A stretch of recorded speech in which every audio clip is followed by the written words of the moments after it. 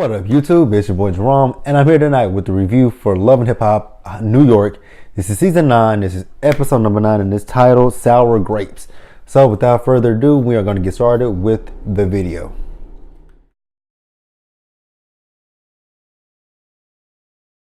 Alright, y'all. So, it wasn't really much to this episode. I guess I'm going to start with the stuff that just really didn't matter too much. So the first thing that I want to talk about is Alexis Ground. She is going home to her grandma and her baby. So she let us know that she went to a meeting with Treyway, but while she was at that meeting with Treyway, shooting broke out, and that just made her think about, if something were to happen to her, her baby would have, her baby would be, without a mother, basically, in a sense. And I love the message that her grandmother was saying to her. Her grandmother was telling her, like, I get that you are a public figure, and we're gonna use that in air quotes.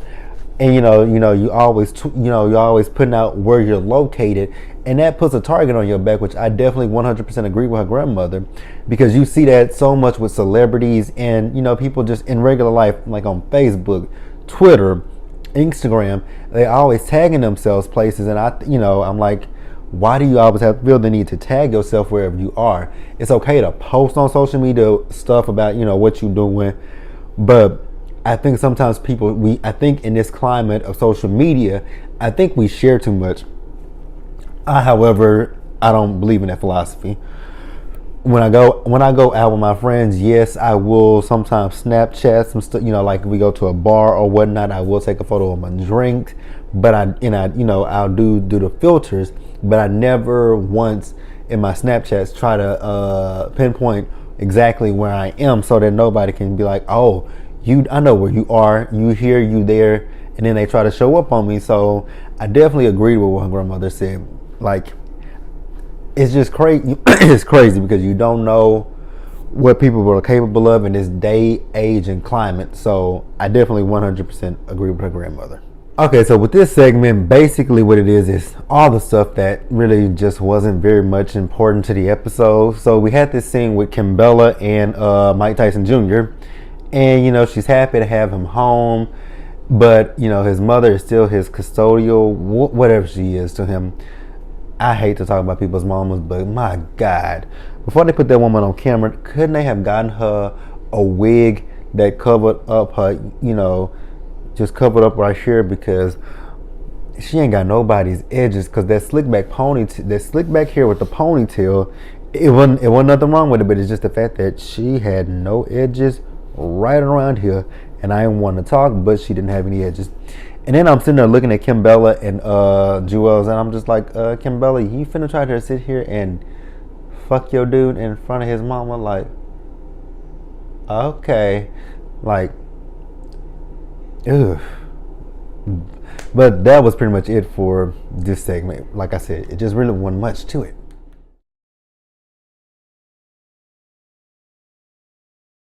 Alright, so now we're going to go to the serious shit, and then we're going to move to the fuck shit of the episode. So we see Rubbin' Pennies. He is on a plane, and he's heading out to Memphis, because Miracle's court hearing is coming up. And, Miracle, when she said that she's looking at, 2 to 20 years when she talks to him. And then she tells him that she has a public defender instead of an actual lawyer. And Rubbin' Pennies is like, why do you have a public defender? Like, why come you didn't tell me that you needed a lawyer? And she was like, she already felt bad because he bailed her out. And he's basically like, what? That's not a problem. Like, I want to help you. If you needed my help, that's all you needed to do was just say, hey, I need your help. And I definitely understand where he's coming from with that, because those public defenders, they have so many cases on them that they can't, really 100% devote their whole entire energy and energy, time, and patience to the case. So stuff gets left by the wayside. So Miracle also says that her public defender is also trying to look at getting her 2 years probation. But to get the 2 years probation, she has to plead guilty, and Miracle does not want to plead guilty at all. She's talking about she don't want that on her record, and I'm like, well, too late, Miracle. Like, you shot the man. Like, what else do you want? Like, And I was actually on his Ruben Penny's side. Like, what, you trying to run for public office or something? Like, you did it. Like, own up to it. And I get where she's coming from. She doesn't want that on her record, but I mean, you did it. Like, maybe if you had gotten a lawyer, maybe, this stuff would be a little bit differently. And then we see him, he's trying to get Miracle to, realize the severity of this case, like how it not only just affects her, it affects Ashley and it affects her other kids. Because if she goes to jail, Ashley then has to take step in and take on a mother role to her siblings while her mom is in jail. So, that, I mean, it's really sad and it's really crazy, but, I don't know. And from what it sounds like it was a domestic violence situation where she defended herself. So again, maybe that public defender just has one too many cases and she just doesn't have the time to devote to, Miracle's case. I'm not sure, and I'm not going to say that. So then we see this scene where, they are heading to court. So they get into court. And then the public defender comes up, has Miracle come up there to her, and she has her signing some stuff. And Rich is like, what's going on? And, Miracle's trying to tell him what's going on, but he not really understanding it. So she's like, you know what? She tell the public defender to come over and talk to them.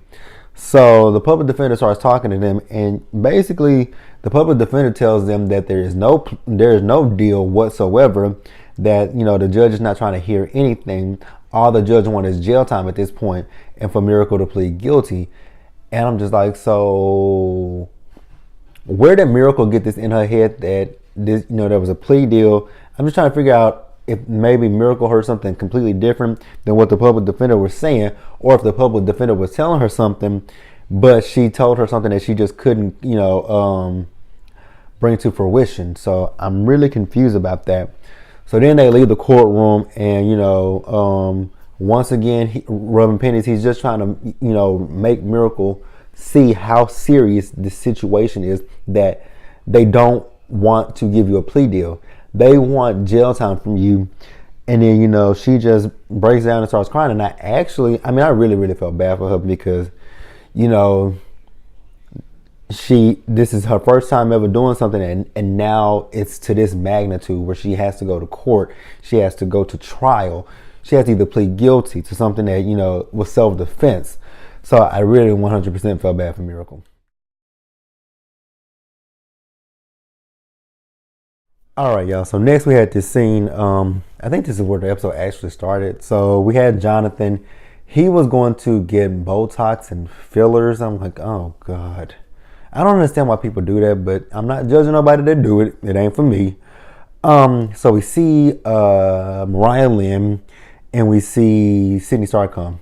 So, when Sydney Starr comes, I am so over Sydney Starr at this point, because if she tells us she is a transgender woman, I am going to scream like, girl, we know it. Stop saying it.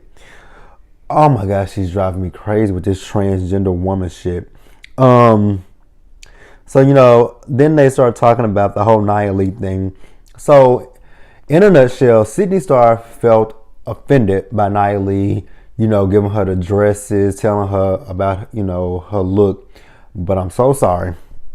It ain't like Nia Lee was lying, because number one, your wig busted. Yeah, the way you dress, the way she dresses, it wouldn't be something that I'm leaving the way Sydney Starr dresses alone. I'm just gonna completely let it go.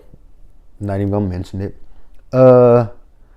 But she said she felt threatened by her, because her as a transgender woman, she felt like Nia Lee was saying this is not how actual women dress. I don't think that's even where she was coming from. I think she was trying to clean up your look and tell you, hey, you look a little busted, you look a little trashy, you look a little slutty, you look a little whatever she was trying to say. I think that is what Nia Lee was trying to do. Not trying to belittle you, not trying to make you feel bad about yourself, not trying to say you look like a man in a dress or nothing like that. I just think she was just trying to help you, make yourself look more presentable. But again, Sydney Starr, She feels like everything is an attack on her being a transgender woman. I'm like, if you don't shut the fuck up. So then Jonathan tells Mariah Lynn and Sydney Star that, you know, he has his friend that has a winery and he wants them all to get together and go to the winery. I'm like, oh, okay.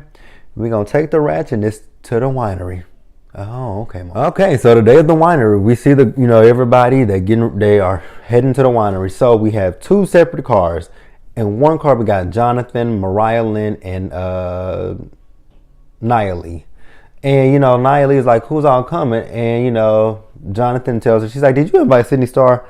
I don't know if he answered that question, but when she asked that question, we saw in the other SUV, it was Sydney Star, Sin, and Kimbella. They were, you know, kind of shell shocked to see her. Like, they were like, where did Jonathan drag up this bitch from? Like, this bitch is 30 something degrees here, and this bitch has on a mini skirt. I'm just like, oh God, Sydney. That's what she was saying. The way you dress is just not, I don't know. I'm gonna leave the way Sydney Star dresses alone. So in both cars, you know, they respectively are talking about the situation between Sydney Star and Nia Lee. You know, Sydney Star once again is talking about her look. Again, I don't think Nia Lee was trying to be rude or offensive to Sydney Star. I just think she was trying to help her clean up her image, per se. And, you know, Sydney Star talking about she did that at, you know, Nia Lee. And Sim was like, what is that? She said, I jumped at her. Like, and she was like, you don't be jumping at bitches like that you don't know. Like, I mean, if you don't want to fight somebody, don't jump at a bitch that you don't want to fight, which is so true. If you don't want to fight somebody, do not get buck with them, because they might get buck with you and beat the shit out your ass. I forgot what Nia Lee was saying.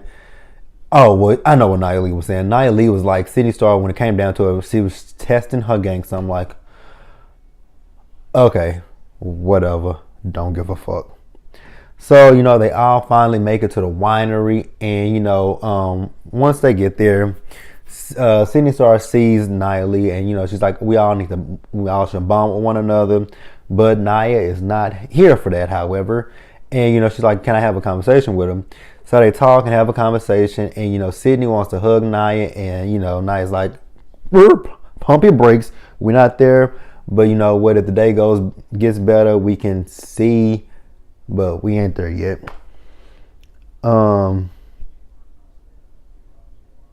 Yeah, she's not there for them. They're not there just to have a good time and enjoy the vineyard. So, you know, they then go to the vineyard. And, you know, they start stomping on the grapes. Sydney Star and Mariah Lynn got in the thing, and they started smashing them, whatever. So, you know, once they finish smashing them, Mariah Lynn on messy ass, she want to have a conversation with Kimbella. And this conversation with Kimbella, she's like, you know, I haven't had a conversation with you or nothing like that. And, you know, I don't know if she's trying to say a big bulk of that was because of Yandy. And, you know, Kimbella's like, that's not even an issue right now. Me and Yandy are not cool. So then Mariah Lynn wants to bring up this whole stuff about, you know, Yandy being a foster mother to Infinity. And I'm like, what does that have to do with you or Kimbella? Like, I'm not understanding it. And then, you know, Mariah Lynn wants to talk about how she was in foster care. I'm like, Mariah Lynn, do not give us your stop story, because we do not want to hear that shit. So then she's talking about how, you know, she feels like, and actually both she and Kimbella was saying this, how they feel like Yandy is just doing this whole thing with, you know, Infinity just to, you know, for, you know, the public's view, you know, for our public consumption, you know, for us to be like, oh, look at Yandy. Yandy's took in a foster kid and she's doing this and this and that for that kid. And I'm not going to say I 100% agree with them, because I kind of, in a small part of me sees where they're coming from, because looking at last week's episode of Love and Hip Hop, when Yandy met with Infinity's mother, who said that Infinity was not in the foster care system like Infinity said, it did kind of raise a red flag with me and raise my antennas just a little bit, like, is this for a storyline or is this not for a storyline? But at the end of the day, I want to believe that this is something, you know, that Yandy is doing and is real, and it's not something that's scripted, and it's not something that, you know, they cooked up for a storyline for Love and Hip Hop. So, like I said, a small part of me understands where they're coming from, but to say it on camera, like, and I just said it on camera. So, but I'm gonna say, I do believe that Yandy is doing this, you know, with the right purpose and the right intent. I don't think that I just hope, and I can only hope and pray she would not get on camera and, you know, exploit this girl just for a storyline. I just don't see Yandy doing that. As much as I don't care for Yandy, I just can't see it. So then, you know, they all get back together, and, you know, Sydney is asking Nia Lee for another chance. And then, you know, they talk about the reason why she bucked at Nia Lee, and the reason why she bucked at her was because she wanted Nia Lee to shut the fuck up. And I'm like, oh, way to go, Sydney. You tell the bitch that you wanted her to shut the fuck up. So then Nia Lee flips the fuck out. I'm like, oh God, here we go. Oh my God, can we talk about how trashy all those fucking wigs are? Horrible. The wigs in the you know, in the scenes are trashy. Mariah Lynn's is trashy. Kim Bella's is horrible, and so is Nia Lee's. And then if we go to the green screens, you can see Nia Lee's whole wig. You can see the lace all right here on Nia Lee's wig, and then on Mariah Lynn's wig, you can see the lace over here on this side. Like, God damn, did y'all, like, who did y'all wigs? They're horrible, trash. And I'm not even a wigologist, and I can see that that's a wig, and I can see the lace. That's ridiculous when a person who knows nothing about wigs or lace fronts can tell that you are wearing a lace front. So, you know, they sit down to, you know, to enjoy the wine. And then Kim Bella mentioned something about Yandy. I don't know if she was talking about Jonathan and Kim and Yandy's friendship. Can't remember. But basically, they're talking about how Yandy is fake, and then they're talking again about this whole story, this whole thing with Yandy and Infinity, how they think it's fake, and how Yandy is just using this for, you know, Instagram and Instagram purposes. And I'm like, again, I hope that that's not the case, and I really truly do not believe that that's the case when it comes to Yandy. I believe that Yandy is genuine and sincere when it comes to it. So, oh God. But, you know, if for Kim Bella to talk about how fake Yandy is, you must be just as fake as she is. Because if I'm not mistaken, the pictures that we saw on Instagram of your wedding, Yandy was in your wedding. So you must be just as fake as she is. Like, the fuck? So, you know, then Jonathan is telling them how if it ever come down to it, he would pick Yandy's side, which I'm aware of. We are all aware of that. So, you know, Kim Bella, she gets up and leave. She goes to go check on Sydney. So then, you know, Nia Lee says, yeah, he'll have Yandy's back just like he'll have mine with any situation. And then, you know, Mariah Lynn gets in her feelings, and she gets up to leave. And as she's leaving, you know, Nia Lee says, woo child. I don't know why woo child set Mariah Lynn off, but it set Mariah Lynn off. And she went back, and her and Nia Lee got into it. I'm like, so y'all are getting into it over who child? Okay, interesting. But they go back and forth with one another, and, you know, security comes in, breaks them up, and then we see Nia Lee. She just screamed, you know, she's just having a fit, fake crying, and, you know, talking about the old Nia Lee and the new Nia Lee. It's the same motherfucking Nia Lee. Like, the same Nia Lee, just a wig on top of your head instead of a bald fade. But you guys, that was Love and Hip Hop New York. Like the video, leave your comments, subscribe to my channel, and I will see you guys later.